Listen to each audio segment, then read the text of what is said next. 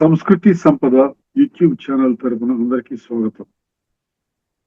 శ్రీమద్ భగవద్గీత ఆధ్యాత్మిక రహస్యాలు అనే శీర్షికలో శ్రీ త్రినాథ్ గారు ధారావాహిక ప్రసంగం చేస్తున్నారు. వారి ధారావాహిక ప్రసంగంలో ఈరోజు 549వ ప్రసంగం చేస్తున్నారు. శ్రీ త్రినాథ్ గారికి స్వాగతం. నమస్కారం. ఓం శాంతి. శ్రీమద్ భగవద్గీత ఆధ్యాత్మిక రహస్యాలు ఈ యొక్క కార్యక్రమాన్ని వీక్షిస్తున్నటువంటి సోదర సోదరిమణులందరికీ కూడా హార్దిక స్వాగతం, సుస్వాగతం, నమస్సమాంజలి. ముందుగా మనము ఆధ్యాత్మికము, ధార్మికము ఈ రెండింటి యొక్క భేదాన్ని మనం తెలుసుకుంటున్నాం. మరొక విషయాన్ని మీ దృష్టికి తీసుకొని వస్తున్నానండి. దయచేసి బుద్ధినేత్రాన్ని తెరుచుకోండి, సత్యతని గమనించండి. భగవంతుడు పరమ సత్యము, భగవంతుడు మాటలు పరమ సత్యము. అర్థమైందండి. భగవంతుడు ఎప్పుడు భగవంతుడితో మనం కనెక్ట్ అయ్యామంటే మనలో దైవత్వం రావాలి, దివ్య గుణాలు, దివ్య శక్తులు రావాలి. అందరూ పరమాత్మ సంతానం అని సాటి మనిషిని గౌరవించే విధానం రావాలి. అందువలన ముఖ్యంగా ఆధ్యాత్మిక జగత్తులో మాత్రమే మనకి ఇవన్నీ కూడా స్పష్టంగా అర్థమవుతాయి. ధార్మికంలో అర్థం అవ్వదు. ఎందుకంటే మనము అక్కడ దైహిక భ్రాంతిలో, నేను దేహం అనే భ్రాంతిలోనే, ఆ భ్రమలోనే మనం జీవితాన్ని గడుపుతాం. ఇప్పుడు ఈ యొక్క ఎపిసోడ్లో మీకు ఒక ముఖ్యమైన విషయం ఏంటంటే, ధార్మికంలో మనము ఎన్ని ఆ ధార్మిక కార్యక్రమాల్లో పాల్గొన్నప్పటికీ, అర్థమైందండి, చాలా జాగ్రత్తగా వినండి, ఎన్ని ధార్మిక కార్యక్రమాల్లో పాల్గొన్నప్పటికీ అది కేవలము వర్తమానములోని ఈ ఒక్క జన్మకి మాత్రమే పరిమితము. అర్థమైందండి. పూజలు, పునస్కారాలు, యజ్ఞాలు, యాగాలు, జపాలు, తపాలు, వ్రతాలు, నోములు, తీర్థయాత్రలు, దాన పుణ్యాలు, అర్థమైందండి. మీరు ఏదైనా ధార్మిక గ్రంథాల పఠన, పారాయణ, శ్రవణ, అదేవిధంగా ప్రవచనాలు వినటము, మీరు ఏదైనా చేయండి, ఒక్క జన్మకి మాత్రమే పరిమితము. అది ఈ ఒక్క జన్మకే. దీని వలన మనము అతి త్వరలో ఈ భూమండలంపై స్థాపన కాబడేటువంటి సత్య త్రేతాయుగాలలో మనము జన్మ తీసుకోము. ఎందుకంటే అది ఆత్మకి సంబంధించిన విషయము, ఆత్మ యొక్క శుద్ధతకి సంబంధించిన విషయము. త్రిగుణాలలో ఆత్మ సాత్విక సంస్కారాలతో ఆ విధంగా ఉన్నట్లయితేనే అక్కడ జన్మ తీసుకోవడానికి వీలవుతుంది. అందుకనే పునర్జన్మల్లోకి వస్తారు అని అంటే అర్థం ఏమిటి? ద్వాపర కలియుగాల్లో ఉంటాయి. ఈ ద్వాపర కలియుగాల్లోనే ఈ జననం మరణం అనేది ఉంటుంది అక్కడ. ఎందుకంటే దైహిక భ్రాంతి ఎంటర్ అవుతుంది అనమాట. మాయా ప్రపంచం ఎక్కడి నుంచి మొదలవుతుంది? ద్వాపర యుగం నుండి మొదలవుతుంది. అర్థమైందండి.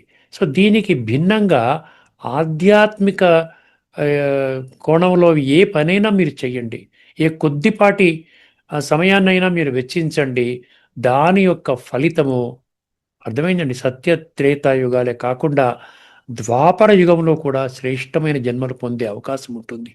ఎందుకంటే అది పూర్తిగా ఆత్మజ్ఞానముతో కూడుకున్న విషయము. ఆత్మజ్ఞానము, పరమాత్మ జ్ఞానము, సృష్టి చక్ర జ్ఞానము, కర్మ సిద్ధాంతము. అర్థమైందండి. ఆధ్యాత్మిక జ్ఞానం అంటే నిర్వచనం ఇది. సో ఈ కోణములో మనం జీవితాన్ని గడుపుతాం కాబట్టి ఆత్మశుద్ధిగా అవుతుంది. కాబట్టి అర్థమైంది. మనసా వాచ కర్మణ త్రికరణ శుద్ధి అంటాం చూసారా. ఏదైనా మన లక్ష్యం అనేది చాలా గొప్ప లక్ష్యం పెట్టుకుంటామో అది అనేక జన్మల ప్రాప్తినిస్తుంది. అంటే మనం ఏం చేస్తున్నామంటే బేసికల్గా ఇప్పుడు మనము ఫ్యూచర్ కోసం పనిచేస్తున్నాం. అదే ధార్మిక జగత్తులో ప్రజెంట్ కోసం పనిచేస్తున్నాం.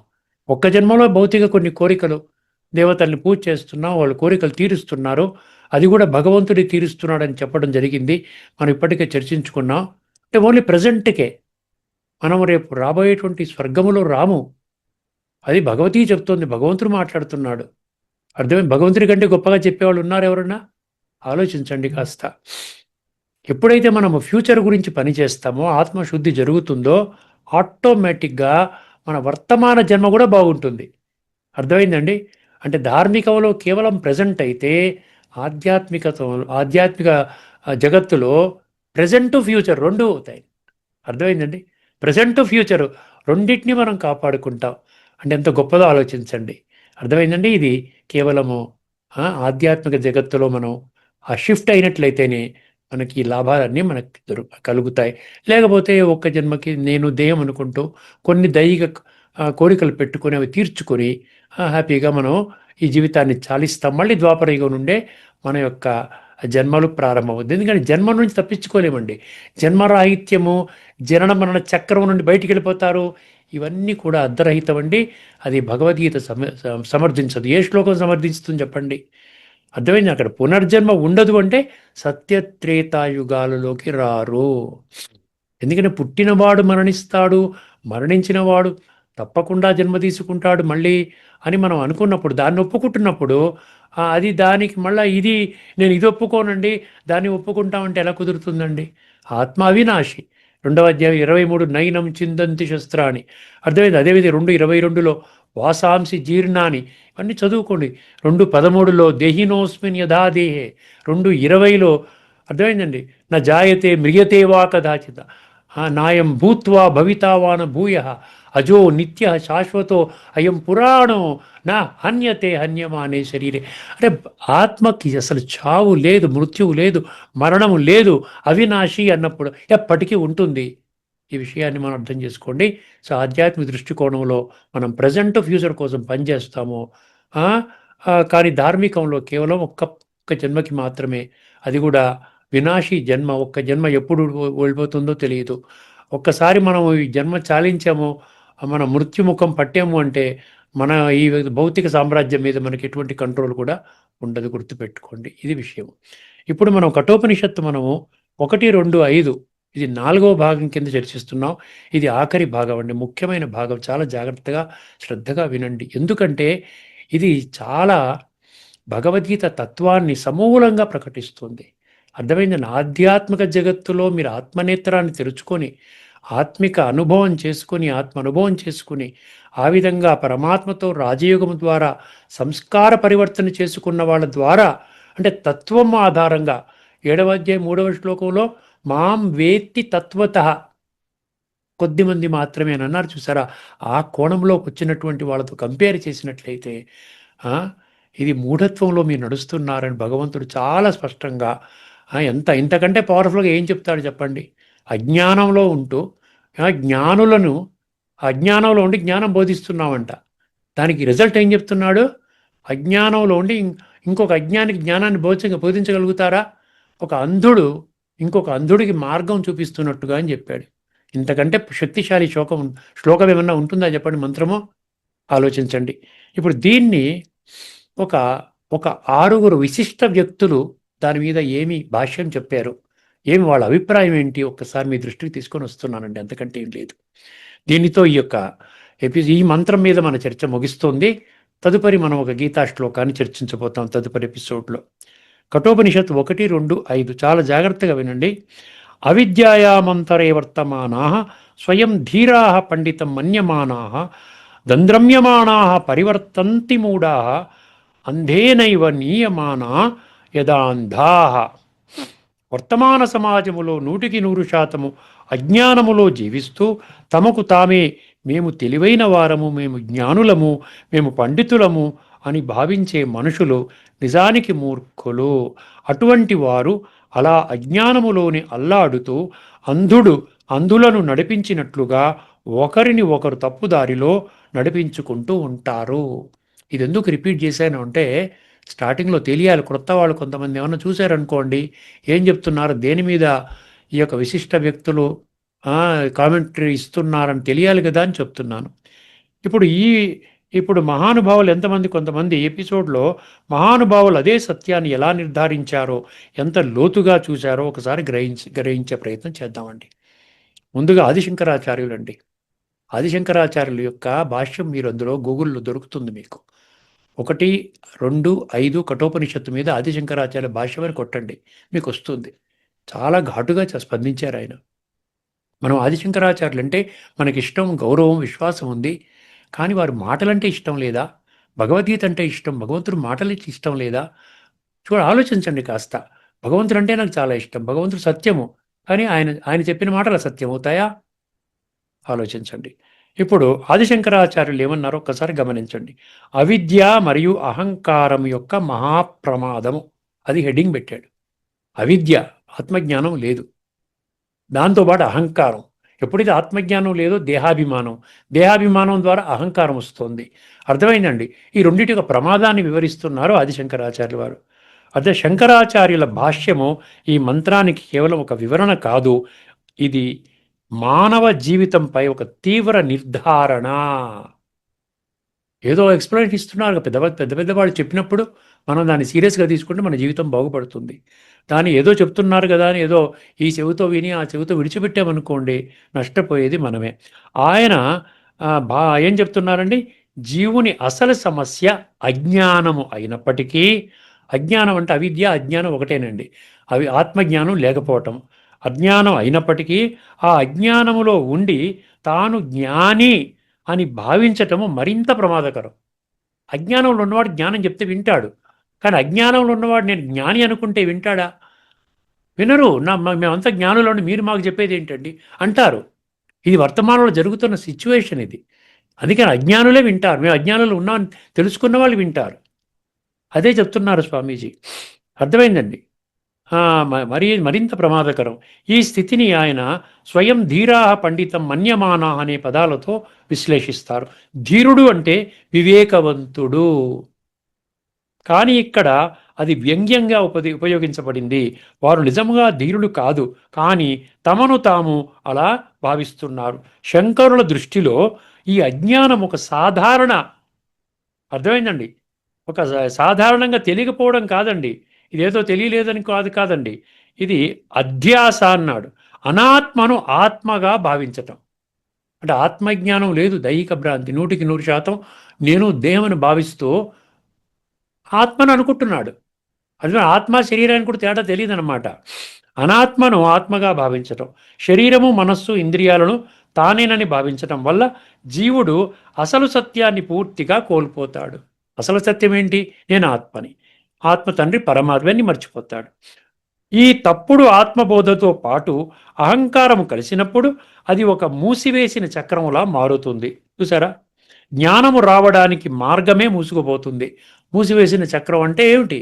మనకి ఏదైతే జ్ఞానం రావడానికి ఒక ఓపెనింగ్ ఏదైతే ఉందో, మూడవ నేత్రమో, అది మూసుకుపోతే మనకి ఆవృతం జ్ఞానమేతేన జ్ఞానినో నిత్య వైరిన అంటాడు చూసారా. ఆ విధంగా మనం ఆ జ్ఞానం రిసీవ్ చేసుకోవడానికి మనకేమి కుదరదన్నమాట. మూసుకుపోతుంది, జ్ఞానం రావడానికి మార్గమే మూసుకుపోతుంది. దంద్రమ్యమాణాహ అన్నాడు. మనం చర్చించుకున్న అనే పదాన్ని శంకరులు అత్యంత లోతుగా వివరిస్తారు.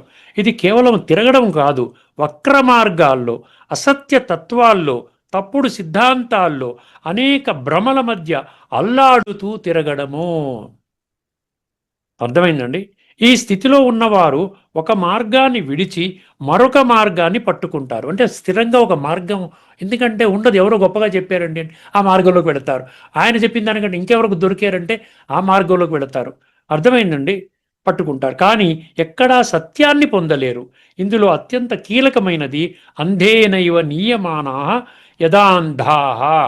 శంకరుల ప్రకారము అజ్ఞాని గురువు, జాగ్రత్తగా వినండి, అజ్ఞాని గురువు మరొక అజ్ఞానిని నడిపిస్తే, చూసారా, అజ్ఞాని గురువు మరొక అజ్ఞానిని నడిపిస్తే తప్పకుండా పతనమవుతాడు.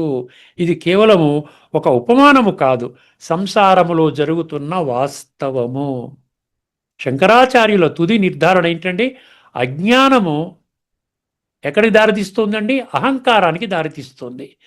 అక్కడ నుండి తప్పుడు జ్ఞానము, తర్వాత వక్ర మార్గము, తర్వాత సంసారములో దుఃఖము. నేను బ్రీఫ్గా సంక్షిప్తంగా చెప్పాను, చాలా విషయాలు ఉన్నాయి, మీరు గూగుల్లో కానీ టైప్ చేస్తే. రెండవది మధ్వాచార్యులు. అర్థమైంది? మధ్వాచార్యులు ఏమన్నారో చూద్దాం. తత్వజ్ఞానము లేకపోవడం వల్ల సంభవించే ప్రమాదం. దీనికి హెడింగ్ ఏం పెట్టారండి? తత్వజ్ఞానము లేకపోవడం వల్ల సంభవించే ప్రమాదం. మధ్వాచార్యుల దృష్టిలో ఈ మంత్రము జీవుని తత్వాన్ని తప్పుగా గ్రహించడాన్ని బలంగా విమర్శిస్తుంది. చూసారా, జీవుని తత్వాన్ని తప్పుగా గ్రహించడాన్ని బలంగా విమర్శిస్తుంది. ద్వైత వేదాంతములో జీవుడు మరియు పరమాత్మ వేర్వేరు అని స్పష్టముగా చెప్పబడింది ద్వైత సిద్ధాంతం. ఈ భేదాన్ని గ్రహించకపోవడమే అవిద్య. జీవుడు పరమాత్మపై ఆధారపడినవాడు జీవుడు పరమాత్మపై ఆధారపడినవాడని తెలియక తాను స్వతంత్రుడనని భావించడము అతని ప్రధాన తప్పు. అర్థమైందండి? మధ్వాచార్యులు సూచించే ముఖ్యమైన విషయం ఏమిటంటే అజ్ఞానం వల్ల జీవుడు కేవలము తెలియకపోవడం మాత్రమే కాదు, తప్పుగా తెలుసుకుంటాడు. చూసారా? తప్పుగా తెలుసుకుంటాడు. నేను జ్ఞానిని అంటాడు. తప్పుగా తెలుసుకుంటాడు. నాకు అన్నీ తెలుసు అనే భావం అతనిలో ఏర్పడుతుంది. ఈ భావం వల్ల అతను శాస్త్రాలను కూడా తప్పుగా అర్థం చేసుకుంటాడు. అంటే శాస్త్రం ఉన్నా దాని సత్యాన్ని గ్రహించలేడు. ఈ స్థితిలో ఉన్నవాడు తానే కాదు, ఇతరులను కూడా దారి తప్పిస్తాడు. మధ్వాచార్యుల దృష్టిలో ఇది అత్యంత ప్రమాదకరమైన స్థితి. ఎందుకంటే ఒక అజ్ఞాని తనలోనే ఉంటే అతని నష్టము అతనికే పరిమితం అవుతుంది. చూసారా? ఒక అజ్ఞాని తనలోనే ఉంటే, అజ్ఞానం తనలోనే ఉంటే నష్టం ఎవరికి? అతనికే జరుగుతుంది, అతనికే పరిమితం అవుతుంది. కానీ అతను ఇతరులకు మార్గదర్శనం చేయడం ప్రారంభిస్తే సమాజానికి నష్టం జరుగుతుంది. అందువలన మధ్వాచార్యులు స్పష్టంగా చెబుతున్నారు, తత్వజ్ఞానము లేకుండా బోధించడము అనేది అంధుణ్ణి నడిపించటం వంటిదే. ఈ స్థితి జీవుడిని సంసార చక్రములో మరింత బలంగా కట్టిపడేస్తుంది. అంటే ఏంటి? ద్వాపర కలియుగాల్లోనే తిరుగుతూ ఉంటాడు, సత్యత్రేతాయుగాల్లోకి రాడు. మధ్వాచార్యుల తుది సందేశం ఏమిటంటే, తత్వజ్ఞానము లేకపోతే మార్గదర్శనము ప్రమాదకరము మరియు సంసారము తప్పదు. సంసారం అంటే జనన చక్రంలో అక్కడ సత్యత్రేతాయుగాలకి రాకుండా ద్వాపర కలియుగాల్లోనే పరిభ్రమణ చేస్తూ ఉంటాడు, తప్పదు అంటున్నాడు. మూడవది స్వామి వివేకానంద గారంటే, చాలామంది అభిప్రాయాలు ఉన్నాయి, నేను కొన్ని మాత్రమే మీ దృష్టికి తీసుకొని వస్తున్నానండి. ఈ యొక్క మంత్రం మీద సమాజంపై ఘాటైన విమర్శ, దీనికి హెడ్డింగ్ పెట్టాడు. స్వామి వివేకానంద ఈ సత్యాన్ని అత్యంత ఘాటుగా మరియు ప్రాక్టికల్గా చెప్పారు. ఆయన అనేక ప్రసంగాలలో ఒకే విషయం మళ్ళీ మళ్ళీ చెబుతారు. Blind leading the blind both fall in to the ditch. Blind leading the blind both fall in to the ditch. Both fall in to the ditch అంటే అందరూ గుంటలో దాంట్లో గోతిలో పడిపోతారనమాట, ఇద్దరు కూడా. ఈ వాక్యము కఠోపనిషత్తు 1.2.5లోని భావాన్ని ప్రత్యక్షంగా ప్రతిబింబిస్తుంది. ఆయన దృష్టిలో సమాజంలో ఒక పెద్ద సమస్య ఏమిటంటే, ప్రతి ఒక్కరూ గురువులుగా మారాలని ప్రయత్నించడం, అనుభవం లేకుండా, ఆత్మ సాక్షాత్కారము లేకుండా, అంటే ఆత్మ అనుభవం అన్నమాట, కేవలం పుస్తక జ్ఞానం ఆధారంగా ఇతరులకు మార్గదర్శనం చేయడము ఒక ప్రమాదకర ధోరణి. ఇది వ్యక్తిగతంగా మాత్రమే కాదు, సామాజికంగా కూడా పెద్ద సమస్య. వివేకానందుడు స్పష్టంగా ఏం చెప్తున్నారంటే, జ్ఞానం అనేది కేవలము చదవడం వల్ల రాదు, అది అనుభవం ద్వారా రావాలి. ఆ అనుభవం లేకుండా ఇచ్చే బోధనలు ఖాళీ మాటలే అవుతాయి. అలాంటి బోధనలు ఇతరులను గందరగోళంలో పడేస్తాయి. ఆయన హెచ్చరిక ఏమిటంటే, సమాజం మొత్తం ఈ స్థితిలో పడిపోతే అది ఒక సమూహ చూసారా, అది ఒక సమాజం మొత్తం ఈ స్థితిలో పడిపోతే అది ఒక సమూహ అంధత్వం అవుతుంది. ప్రతి ఒక్కరూ ఒకరినొకరు నడిపిస్తూ చివరకు అందరూ గోతిలో పడిపోతారు. వివేకానందుడి తుది నిర్ధారణ ఏమిటండి? అనుభవం లేని జ్ఞానము, తప్పుడు బోధన, సమాజ స్థాయి అంధత్వము. సమాజం మొత్తం అంధత్వంతో నిండిపోతుంది అంటారు. తర్వాత నాలుగవది శ్రీ రామకృష్ణ పరమహంస వారేమన్నారు చూద్దాం. ఆధ్యాత్మిక నిజాయితీ యొక్క ప్రమాణం. ఆ హెడ్డింగ్ ఏం పెట్టాడు? ఆధ్యాత్మిక నిజాయితీ యొక్క ప్రమాణం. శ్రీ రామకృష్ణ పరమహంస గారి బోధనలో ఒక గొప్ప సూత్రం ఉన్నది. ముందుగా భగవంతుడిని అనుభవం చెయ్యాలి. చూసారా? ముందుగా భగవంతుడిని అనుభవం చెయ్యాలి, ఆ తర్వాత మాత్రమే బోధించాలి. ఆయన దృష్టిలో ఆధ్యాత్మికత అనేది అనుభవానికి సంబంధించినది. చూసారా? ఆధ్యాత్మికత అంటే అనుభవానికి సంబంధించినది. అది మాటలతో లేదా పుస్తకాలతో సంపాదించలేము. రామకృష్ణుడు చెబుతారు, అనుభవం లేకుండా బోధించడం అనేది అహంకారానికి సంకేతము. అలాంటి వ్యక్తి తనకు తెలియకపోయినా తాను తెలిసినట్లు ప్రవర్తిస్తాడు. ఈ స్థితి అతన్ని మాత్రమే కాదు, అతని శిష్యులను కూడా తప్పుదారిలో నడిపిస్తుంది. ఆయన తరచుగా ఉదాహరణలు ఇచ్చి చెబుతారంట. ఒక అంధుడు మరొక అంధుణ్ణి నడిపిస్తే ఇద్దరూ ప్రమాదంలో పడతారు. ఇదే ఆధ్యాత్మిక జీవితంలో కూడా జరుగుతుంది. నిజమైన గురువు అనుభవజ్ఞుడు కావాలి, లేకపోతే అది ప్రమాదకరము. చూసారా? నిజమైన గురువు అనుభవజ్ఞుడు కావాలి, లేకపోతే అది ప్రమాదకరము. రామకృష్ణ తుది సందేశం ఏంటండి? అనుభవం లేని బోధన అహంకారము. గురువు శిష్యుడు ఇద్దరూ పతనము. అహంకారము లేనిది ఏమన్నారు? అనుభవం లేని జ్ఞానము బోధన అహంకారము, దాని నుండి గురువు శిష్యులు ఇద్దరూ పతనం పొందుతారు. 5వది స్వామి శివానంద గారు గురుతత్వానికి ప్రమాణాలు అని పెట్టారు హెడింగ్. వీరి గురించి చెప్పాలంటే 1887 నుంచి 1963 ఆధునిక భారతదేశంలో ప్రముఖ వేదాంత సన్యాసి, యోగి మరియు ఆధ్యాత్మిక గురువులలో ఒకరు. తమిళనాడులో జన్మించిన ఆయన ప్రారంభంలో వైద్య వృత్తి నిర్వహించారు. తరువాత జీవనార్థాన్ని లోతుగా అన్వేషిస్తూ సన్యాసము స్వీకరించి హిమాలయ ప్రాంతంలోని రిషికేశ్లో తపస్సు మరియు సేవకు అంకితమయ్యారు. ఆయన స్థాపించిన డివైన్ లైఫ్ సొసైటీ ద్వారా యోగా, భక్తి, జ్ఞాన మరియు కర్మ మార్గాలను సమన్వయంతో బోధించారు. Serve, love, give, purify, meditate, realise అనే సూత్రము ఆయన బోధనల సారము. వేదాంతము, యోగా, ధర్మ జీవనం మీద ఆయన అనేక గ్రంథాలు రచించి ప్రపంచవ్యాప్తముగా ఆధ్యాత్మిక చైతన్యాన్ని వ్యాప్తి చేశారు. ఆయన ముఖ్య సందేశం ఏమిటండి? జాగ్రత్తగా వినండి. సేవతో జీవించు, ప్రేమతో నడుచు, ధ్యానముతో స్వరూపాన్ని గ్రహించు. స్వామి శివానంద గారు గురువు గురించి చాలా స్పష్టంగా చెప్పారు. ఆయన ప్రకారము నిజమైన గురువుకి 3 లక్షణాలు ఉండాలంటండి. 3 లక్షణాలు ఉండాలి. నిజమైన గురువుకి 3 లక్షణాలు ఉండాలి. 1 శ్రోత్రియుడు, 2 అవృజినుడు, 3 అకామహతుడు. శ్రోత్రియుడు, అవృజినుడు, అకామహతుడు. ఈ 3 పదాలను ఒకసారి అర్థం చేసుకునే ప్రయత్నం చేద్దాం. ఎందుకంటే మనం పదాలు చెప్పుకుని వదిలేస్తాం అనుకోండి, మనకు అర్థం కాదు. శ్రోత్రియుడు అంటే ఏంటంటే శాస్త్రజ్ఞుడు, అంటే శాస్త్రాల యొక్క జ్ఞానం ఉన్నటువంటి వాడు అనమాట. ఇది కేవలం పుస్తక జ్ఞానము కాదు.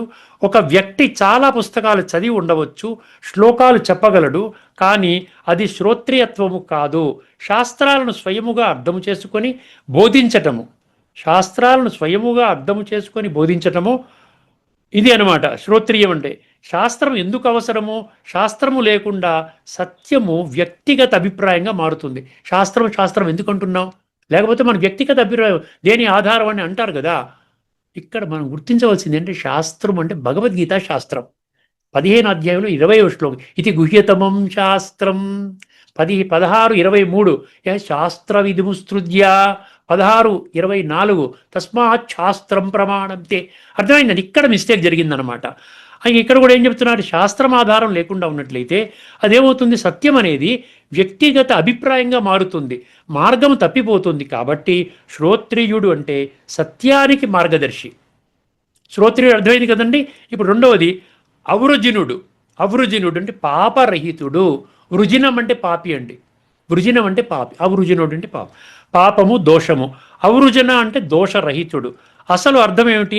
అవృజినుడు అంటే ధార్మికంగా స్వచ్ఛమైన వాడు, లోపల బయట నిజాయితీ ఉన్నవాడు, ప్రవర్తనలో శుద్ధి ఉన్నవాడు. ఎందుకు ఇది ముఖ్యము?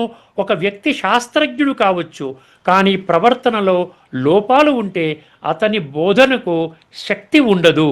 లోతైన సత్యం ఏంటి? గురువు మాటల కంటే గురువు జీవితం ఎక్కువ బోధిస్తుందంట.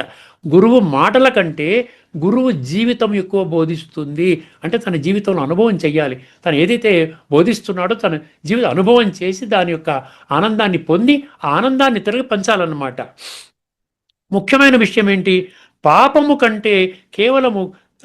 అంటే కేవలం క్రిమినల్ చర్యలు కాదంట. ఏదో పాపం అంటే వాడు దొంగతనం చేశాడు, మర్డర్ చేశాడు, ఇది కాదండి. ఇందులో అహంకారము, మోసము, ద్వేషము, అసత్యము ఇవన్నీ వస్తాయి. కాబట్టి అవృజనుడు అంటే అంతర్గత శుద్ధి కలిగిన వాడు. 2వది అకామహతుడు, కోరికలు లేనివాడు. చూసారా? కామ అంటే కోరిక, అకామహత అంటే కోరికలచే దెబ్బ తిననివాడు. అసలు అర్థం ఏమిటి? అకామహతుడు అంటే వ్యక్తిగత లాభము కోసము బోధించనివాడు.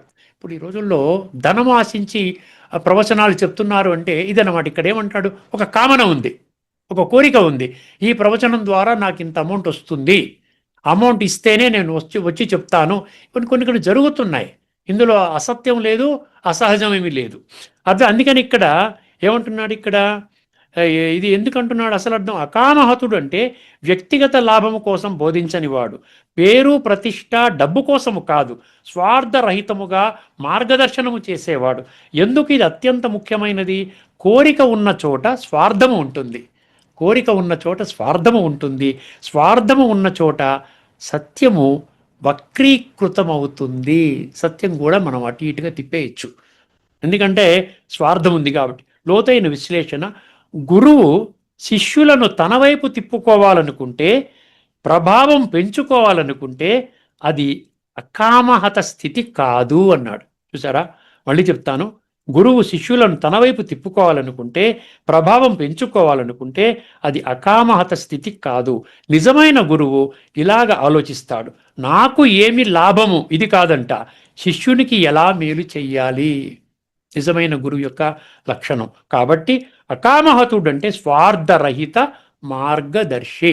స్వార్థరహిత మార్గదర్శి. అర్థమైందండి? ఇప్పుడు సంపూర్ణ గురువు ఈ మూడు కలిసినప్పుడు మాత్రమే, అంటే సత్యాన్ని తెలుసుకున్నవాడు, సత్యాన్ని జీవిస్తున్నవాడు, సత్యాన్ని స్వార్థరహితముగా బోధించేవాడు. చూసారా? ఇప్పుడు తుది సారం ఏంటి? శ్రోత్రియుడు అంటే సత్యం తెలుసుకున్నవాడు, అవృజనుడు అంటే సత్యాన్ని జీవిస్తున్నవాడు, అకామహతుడు అంటే సత్యాన్ని స్వార్థరహితముగా పంచుతున్నవాడు. ఈ మూడు పదాల యొక్క విశ్లేషణ మీకు ఎందుకంటే అర్థం అవ్వాలి అని చెప్పి. ఇప్పుడు ఎవరు చెప్తున్నారు ఇవన్నీ కూడా? ఇవన్నీ ఏ స్వామీజీ చెప్తున్నారండి? శివానంద గారు చెప్తున్నారు. ఇక ఆయన చెప్పిన తుది మాటలు వినండి. ఆయన ఏమని హెచ్చరిస్తున్నారంటే, అజ్ఞానములో ఉన్న వ్యక్తి మార్గదర్శనము చేయడం ప్రారంభిస్తే అది తప్పకుండా దుఃఖానికి దారితీస్తుంది. ఎందుకంటే అతనికి సరి అయిన మార్గము తెలియదు. అతను ఇతరులను కూడా అదే అజ్ఞానంలోకి నడిపిస్తాడు. ఈ విధముగా శివానంద గారు వారి బోధనలో కూడా కఠోపనిషత్తు 1-2-5లోని సత్యం స్పష్టంగా కనిపిస్తుంది. శివానంద గారి సారము అర్హత లేని గురువు, తప్పుడు మార్గదర్శనము దుఃఖానికి కారణము. 6వ ఇదండి స్వామి చిన్మయానంద మిషన్ కూడా పెట్టారు కదండి. చిన్మయానంద స్వామి గారు ఏం చెప్పారో చూద్దామండి. ఆధునిక గందరగోళం అన్నాడు. దీనికి హెడ్డింగ్ ఏం పెట్టాడు? ఆధునిక గందరగోళం. స్వామి చిన్మయానంద గారు ఆధునిక సమాజాన్ని విశ్లేషిస్తూ ఒక ముఖ్యమైన విషయాన్ని చెప్పారు. మనకు సమాచారం చాలా ఉంది, కానీ జ్ఞానము లేదు అన్నాడు. మనకి సమాచారం ఉంది, అన్ని శాస్త్రాలు ఏమేమి చెప్తున్నాయి అంతా ఉంది, కానీ జ్ఞానము లేదు అంటున్నాడు. విజ్డము లేదన్నమాట. జ్ఞానం అంటే అక్కడ విజ్డమ్ అన్నమాట, విజ్ఞానం. ఈ వ్యత్యాసమే సమస్యకు మూలము. ఆయన చెబుతారు, శాస్త్రాలను చదవడము, ఉపన్యాసాలు వినడము, పుస్తకాలు చదవడము ఇవన్నీ సమాచారం మాత్రమే ఇస్తాయి. కానీ అవి అంతర్గత మార్పుగా మారకపోతే అది నిజమైన జ్ఞానము కాదు. ఈ స్థితిలో ఉన్న వ్యక్తి తాను జ్ఞాని అని భావిస్తాడు, కానీ అతని జీవితమే మారలేదు. ఎవరైతే బోధిస్తున్నారో వారే కోపం చేస్తున్నారు, వారే లోభంలో గెడుతున్నారు, వారే మోహంలోకి ఉన్నారు. వారు ఇవన్నీ చేస్తున్నప్పుడు ఇతరులకు ఏ విధంగా జ్ఞానాన్ని ఇవ్వగలుగుతారు? అర్థమైందండి? అతని జీవితమే మారలేదు.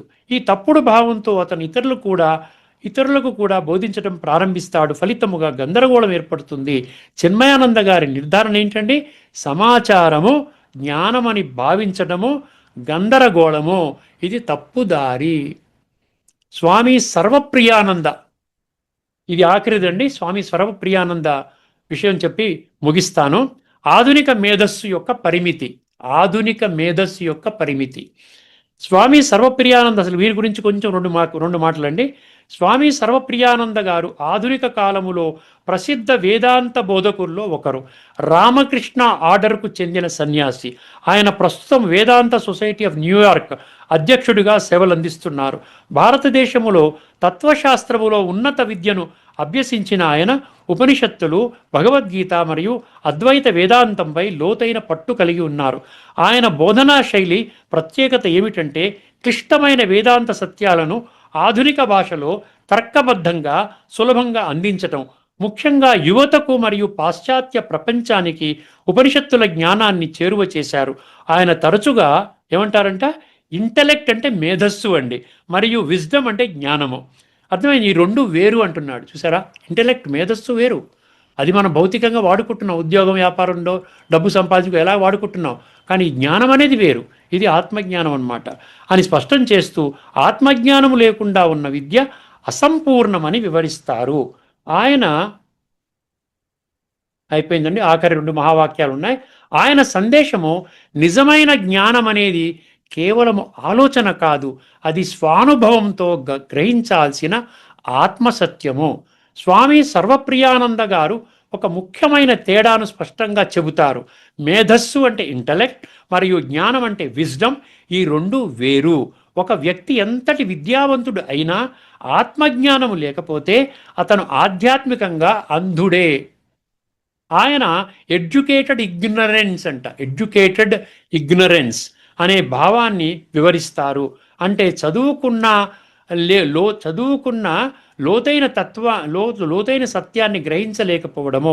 ఈ స్థితిలో ఉన్నవారు తమ మేధస్సుతో ఇతరులను కూడా ప్రభావితం చేస్తారు. ఆఖరి మహావాక్యము, కానీ నిజమైన మార్గాన్ని చూపలేరు. చూసారా, తన మేధస్సును వాడతారు, ఆత్మజ్ఞానాన్ని వాడరు. మేధస్సుతో ఇతరులను కూడా ప్రభావితం చేస్తారు, కానీ నిజమైన మార్గాన్ని చూపలేరు. సర్వప్రియానంద గారి తుది సందేశం ఏంటంటే, మేధస్సు అంటే జ్ఞానము కాదు, ఆధ్యాత్మిక అంధత్వము. ఆఖరి మహావాక్యం అండి, తుది సమగ్ర సారము. అందరూ ఒకే విషయాన్ని చెప్పారు. అజ్ఞానము సమస్య కాదు, అజ్ఞానము జ్ఞానముగా భావించబడడం అది సమస్య. ఇదే అంధుడిని నడపడం అనేది. అదే ఇక్కడితో మన చర్చను ముగించుకుందామండి. తదుపరి ఎపిసోడ్లో మనం ఒక అద్భుతమైనటువంటి గీతా శ్లోకాన్ని, అందులో లోతైన తత్వాన్ని చర్చించుకోబోతున్నామండి. అంతవరకు సెలవు. అందరికీ నమస్కారం. లోకా సమస్త సుఖినో భవంతు. ఓం శాంతి. శ్రీమద్ భగవద్గీత ఆధ్యాత్మిక రహస్యాలు శీర్షికలో ధారావాహిక ప్రసంగం చేసిన శ్రీ త్రినాథ్ గారికి ధన్యవాదాలు. నమస్కారం.